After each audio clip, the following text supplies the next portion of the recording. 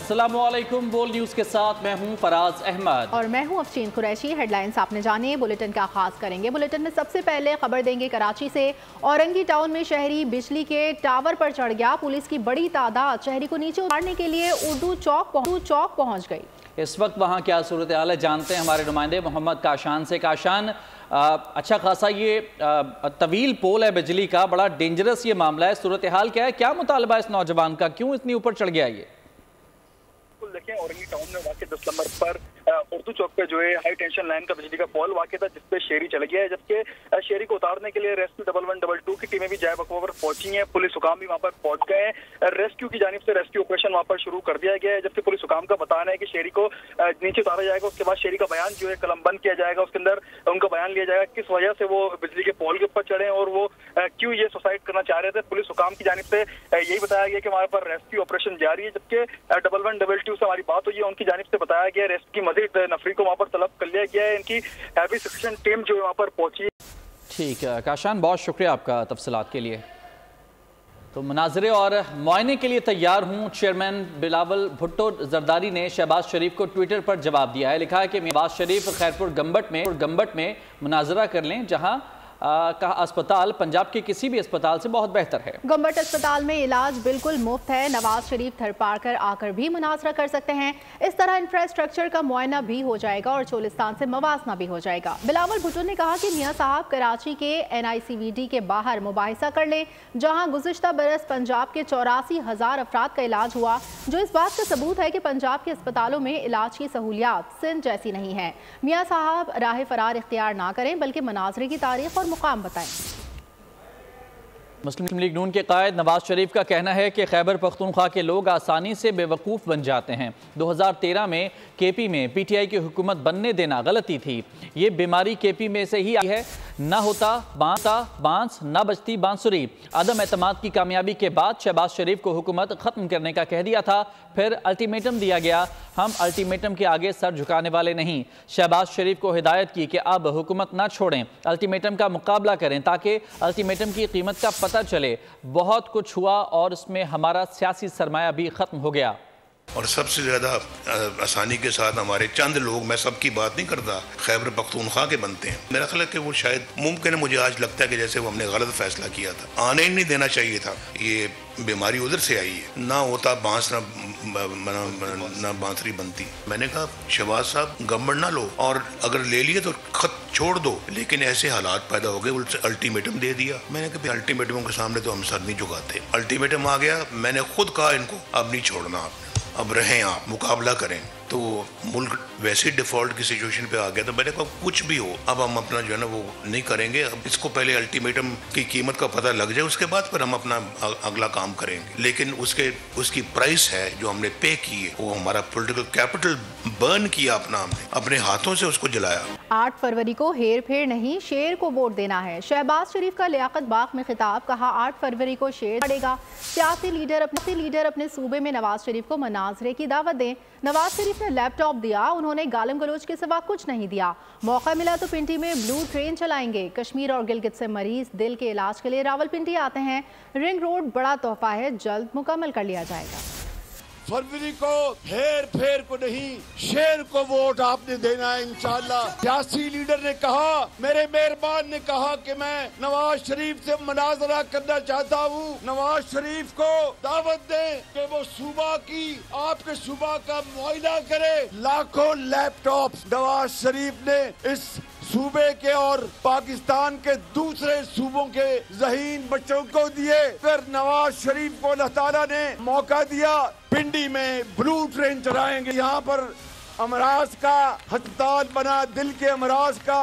कश्मीर के लोग और गिलगित बल्तिस्तान के लोग, KP के लोग यहाँ पर इस अस्पताल में आते हैं। रिंग रोड जो कि रावलपिंडी के लिए एक बहुत बड़ा तोहफा है, वो जल्द इंशाअल्लाह उसको मुकम्मल। आपने 3 मरतबा नवाज शरीफ को देखा है, बताएं वो कितना सच्चा है।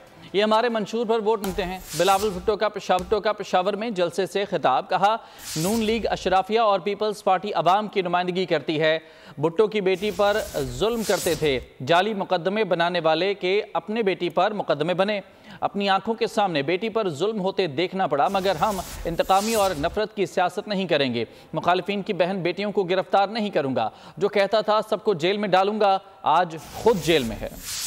आपने तीन दफा ये नवाज देखा है, ये कितना सच्चा नवाज है। ये अपने मंशूर पे नहीं, आपके मंशूर पे इलेक्शन लड़ रहे हैं। जो कायदे अवाम शहीद जुल्फिकार अली भुट्टो की बेटी पे जुल्म करते थे, उनको अपने आंखों के सामने अपनी बेटी के खिलाफ जुल्म देखना पड़ा। ये कुदरत का निजाम है, ये मुक्किफात अमल होता है। पाकिस्तान पीपल्स पार्टी की हुकूमत बनेगी तो मैं इंशाअल्लाह ताला मैं इंतकामी सियासत नहीं करूं, मैं नफरत की सियासत नहीं करूं। मैं अपने सियासी मुखालिफों के बेटियों को, बहनों को गिरफ्तार करके ये सियासत में, हमारा सियासत में, पीपी के सियासत में नहीं हो। खान साहब को भी समझाते रहे कि ऐसे ना करो। वो कहता था कि मैं सबको जेल में डाल दूंगा, बेचारा खुद जेल में अब फंसा हुआ। कहता था कि मैं किसी को एनआरओ नहीं दूंगा, अब वो कहता है कि मैं किसी से भी बात करने के लिए तैयार हूँ। मसला उसका सिर्फ इतना है कि कोई उससे बात करने के लिए तैयार नहीं। 15 साल हुक्मरानी करने वाली जमात के सूबे के स्कूलों में बच्चों के बजाय भैंसें बंदी होती हैं। खैबर पख्तूनख्वा पर 10 साल तक हुकूमत करने वालों का मंशूर घड़ी चोरी और पेट्रोल बम है। मरियम नवाज का एबटाबाद में जलसे से खिताब। कहा, आपको वोट फैसला करेगा कि केपी ने करप्शन में लुथड़े रहना है या पंजाब जैसी तरक्की करनी है। जिसको भी वोट दें सोच समझ कर दें। नवाज शरीफ ने मंसूबा बना लिया है खैबर पख्तूनख्वा को कैसे तरक्की देनी है।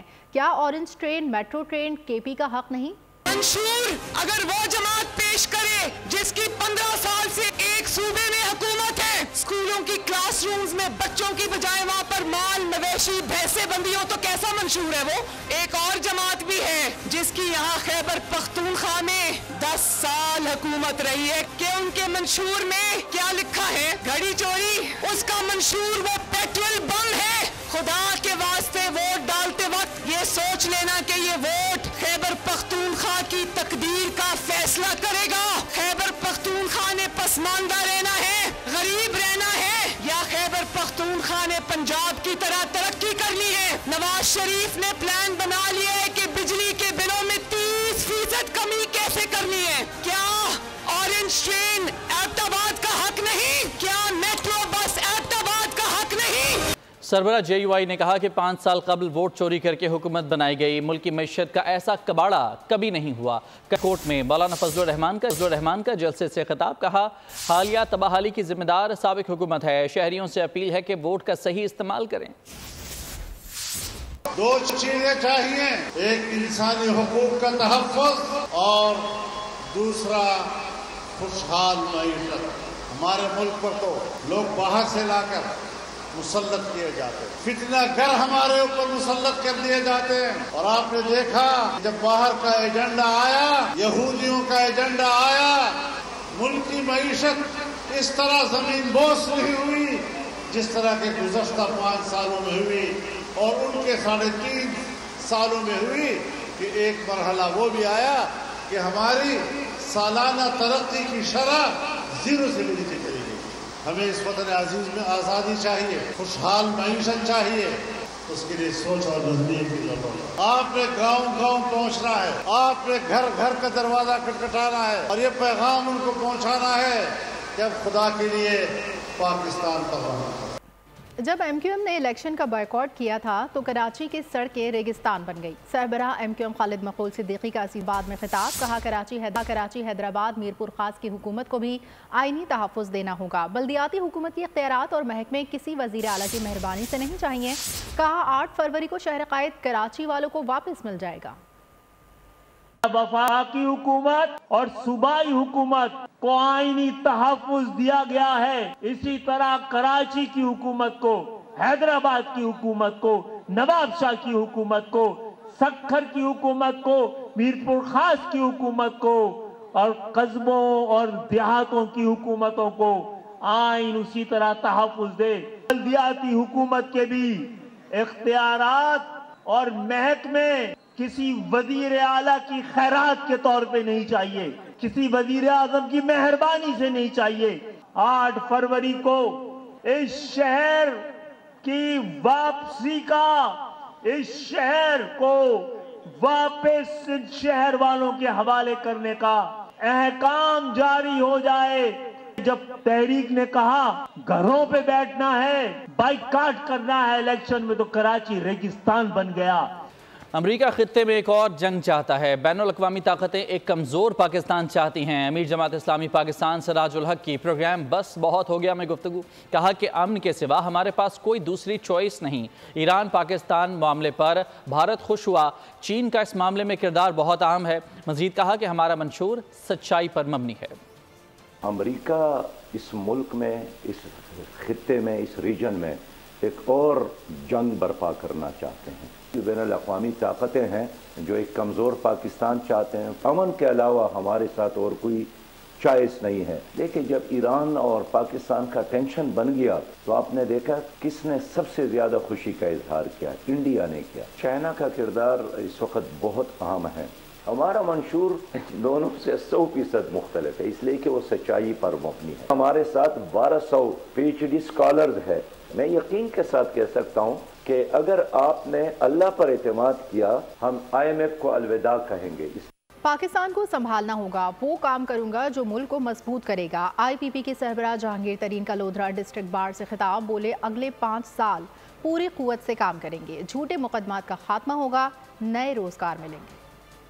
समझते हैं कि मैं रोजगार के लिए अच्छे काम कर सकता हूँ, कर रहा हूँ, फिर आप अपने खुले दिल से फैसला करके मुझे वोट डालें। इसके अलावा पाकिस्तान जो मुल्क है ना, उसको संभालना असल काम है। पाकिस्तान सबको संभालेंगे तो रोजगार भी संभालेंगे। हमारा मुल्क सब कुछ है।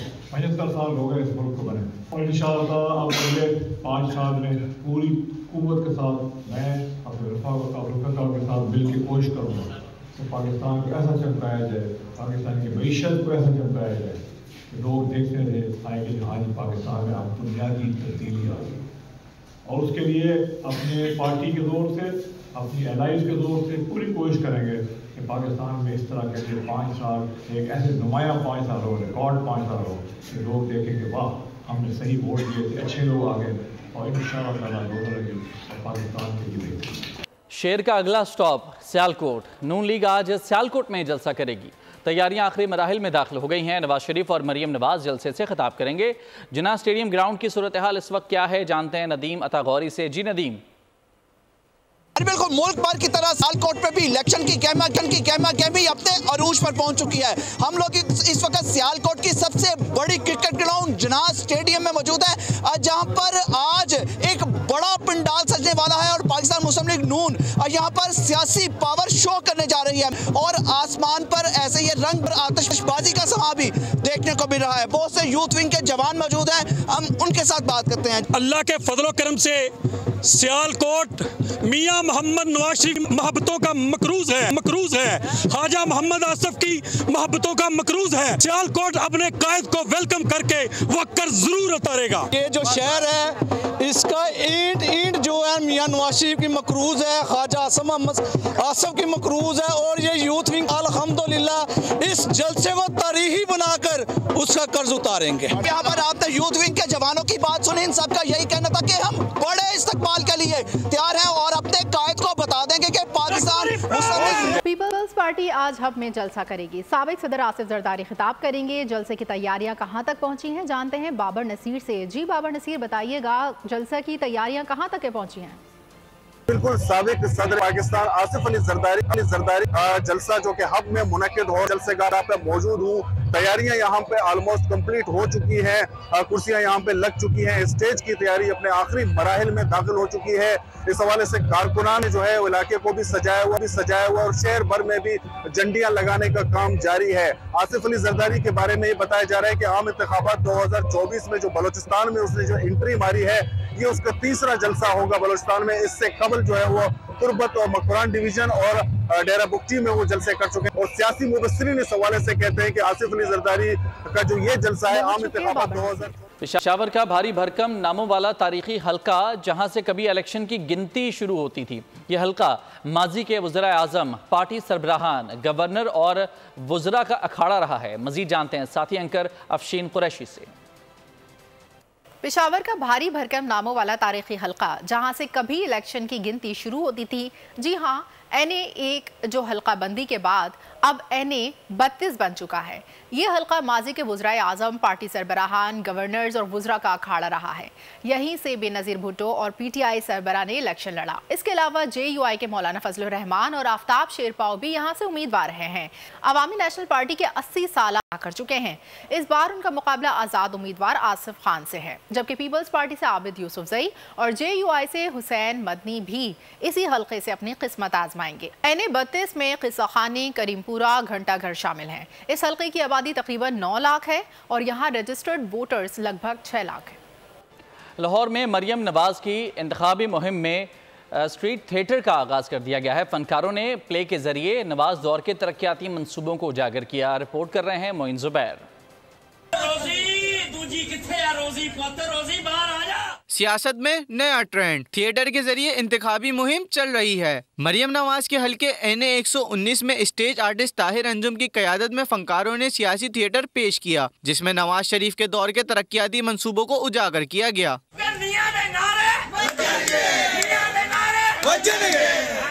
सियासी थिएटर को देखने के लिए ख्वाजा इमरान नजीर, शाइस्ता परवेज मलिक और दीगर लीगी रहनुमा भी मौजूद रहे। अवाम ने भी बड़ी तादाद में शिरकत की।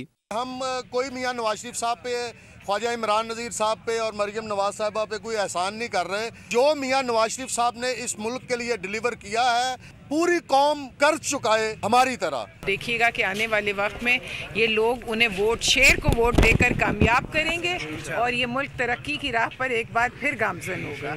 पाकिस्तान में पहली बार थिएटर को इंतखाबी मुहिम का हिस्सा बनाने में गुलकारा माहिर रहमान, इनाम खान, अक्सर सलीम, पूरिया खान, डॉक्टर रफत और दीगर ने स्टेज पर भरपूर परफॉर्मेंस का मुजाहरा किया। मोइन जुबैर, बोल न्यूज़, लाहौर।